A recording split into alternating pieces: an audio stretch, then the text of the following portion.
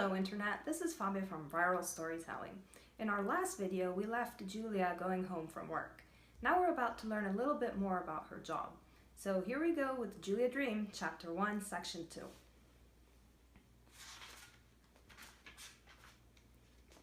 She lived in a fairly central residential district. 2 years had passed since the fire that had killed her parents.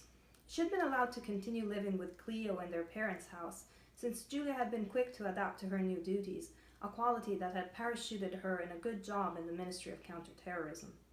She was required to have the organizational skills necessary to manage the distribution of weapons to the different regiments of the army, the diplomacy to deal with the generals, and the skill with the sword needed to solve controversy by dueling.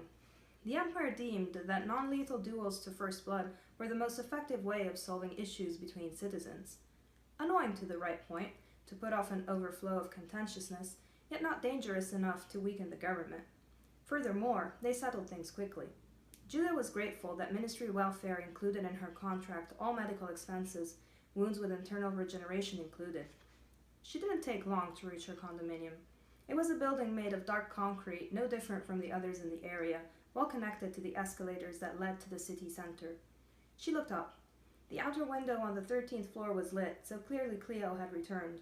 The entrance door opened automatically in recognizing Julia's badge as she passed by, and she could hear the metallic noise of the elevator descending from the upper levels of the building.